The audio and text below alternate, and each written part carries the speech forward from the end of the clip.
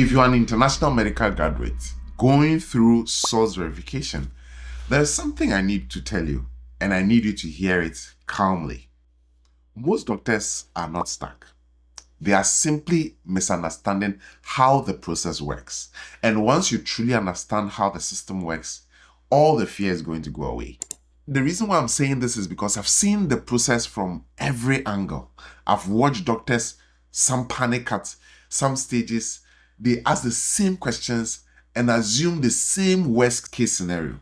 So in this video, I'm going to walk you through exactly how the source verification system works.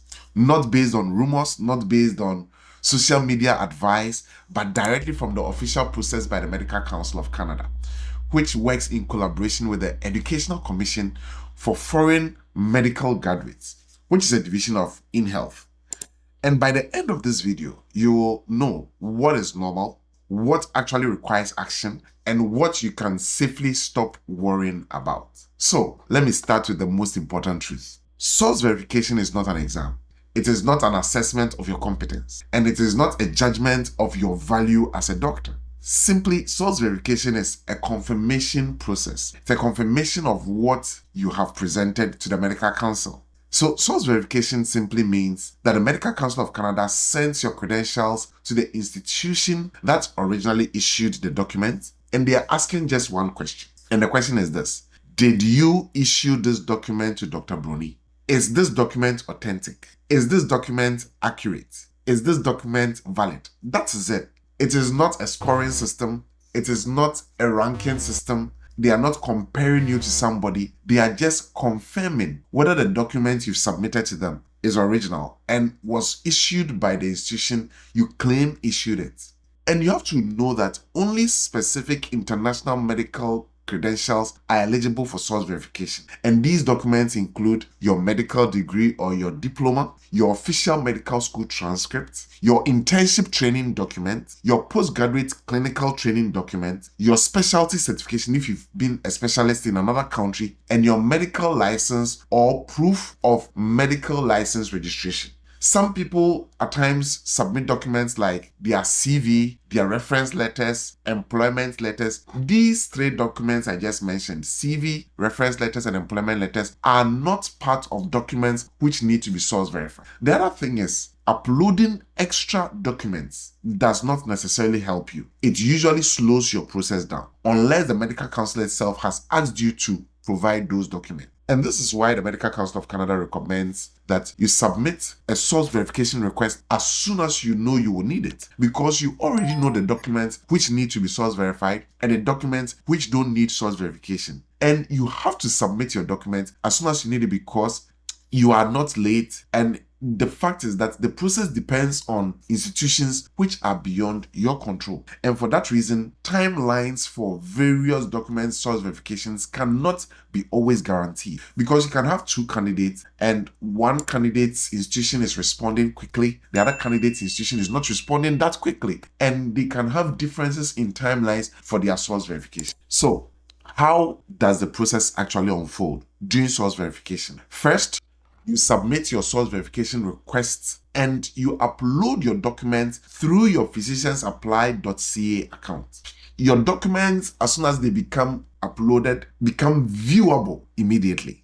Now, one thing you have to understand is that the fact that your documents are viewable does not mean that your documents have been reviewed. Next, the staff at the Medical Council of Canada will then go on to review the viewable documents.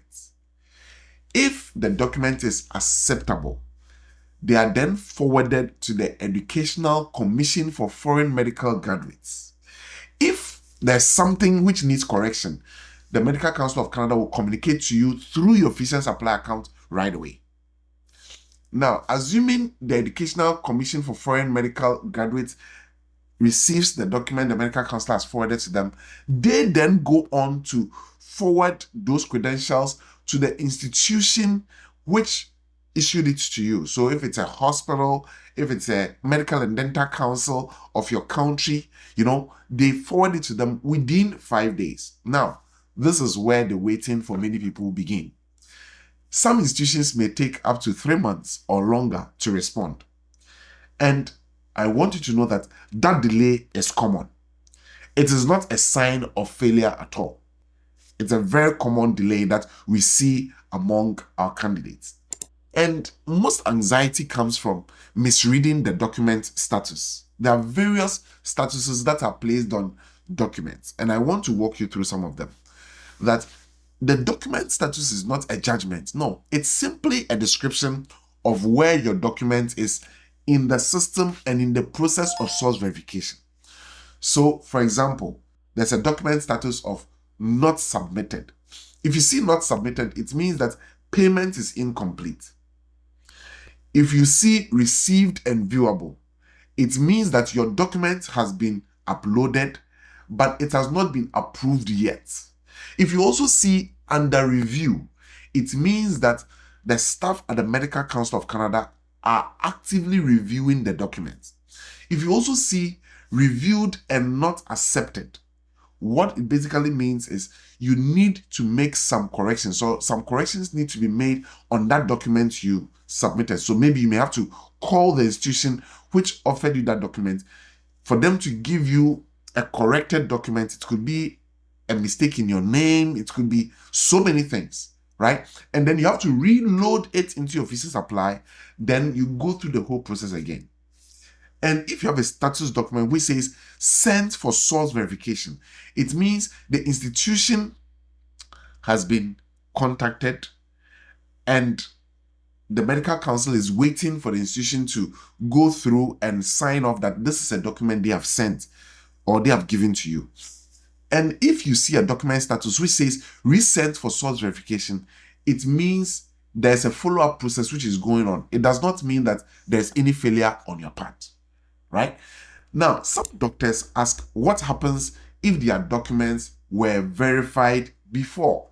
For example, if you go through the electronic portfolio of international credentials, the United States Medical Licensing Examination, the Australian Medical Council Examination, or the Health Professional Councils of South Africa, if the records held by the Educational Commission for Foreign Medical Graduates match what the Medical Council of Canada receives, a new verification request may not be needed because they have already source verified that document. But you must still submit a source verification request and notify the Medical Council that the ecfmg has already source verified these particular documents. Then the Medical Council will take it from there.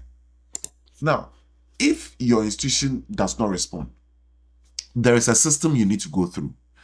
After 2 months, the Medical Council sends another request.